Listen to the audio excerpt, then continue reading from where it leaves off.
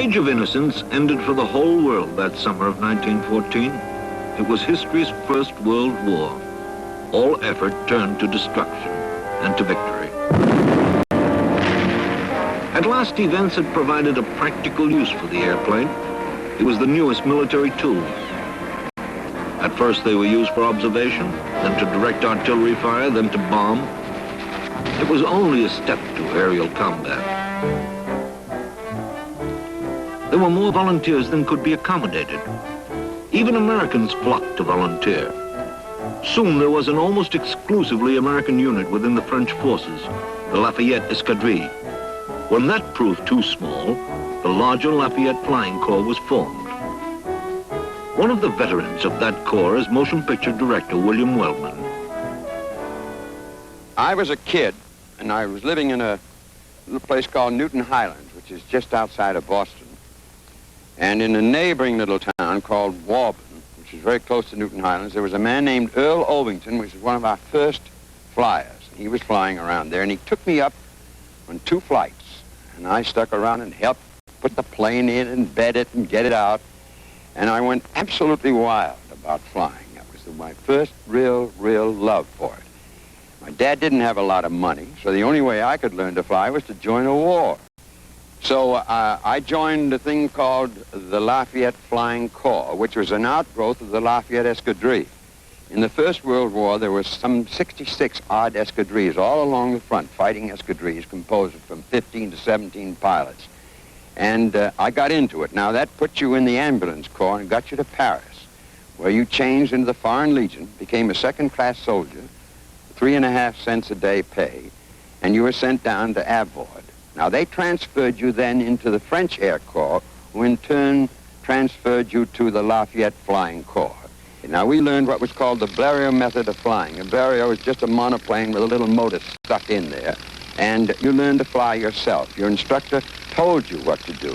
He showed you in a dummy machine what to do, and then you hoped you did it. You got in the first class in which you learned to run a stunted Blériot, and you learned to run it up and down the field. Once you learned how to do that, you were promoted to the second class, and now you had the full-winged Blériot. The motor was fixed so that you could go about 3 feet off the ground. And believe me, that was awful high then. I went higher eventually, but at that moment, that was about as high as I ever expected to get. And then eventually you learned to fly in the Newport, which was the plane that you were going to get when you got to the front. And then you went up and you did it on your own. And you'd better do it. Well, because there were a lot of the boys that were killed even trying how to do it. You had 4 instruments. You had the altimeter, which was no good. You had the tachometer, which told you how many revolutions, which, as a matter of fact, I've forgotten the name of the other 2 things, but you never looked at them anyway. You just learned to fly on the seat of your pants. When we were flying, the French government put through an order to get the Americans out of there and get them to the front as quickly as they could. The reasons being that they did very well or they got killed.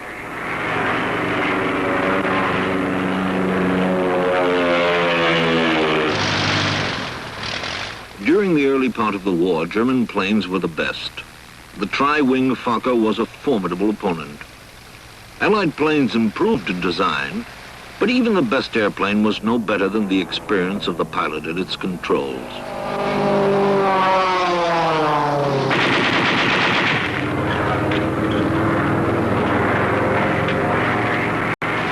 Guns tended to jam.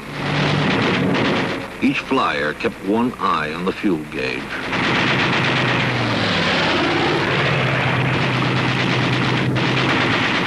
You fought as long as you had gas. That was the thing that you watched, because you only had an hour and a half of gas.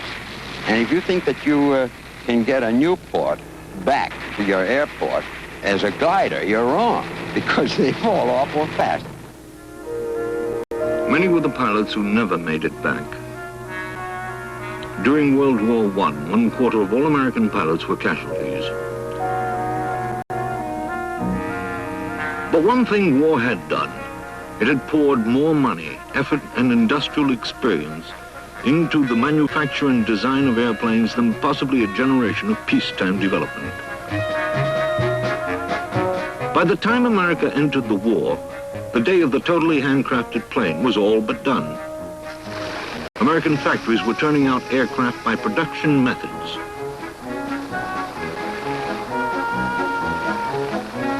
Newspapers wrote glowing accounts of the exploits of American war racers. The most famous of these was Captain Eddie Rickenbacker, who downed 26 German aircraft to become America's leading combat flyer.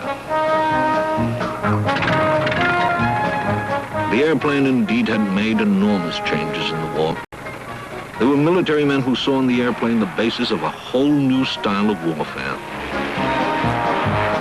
But that would be a chapter for future development. 8 months after the first American air units were committed, the war was done.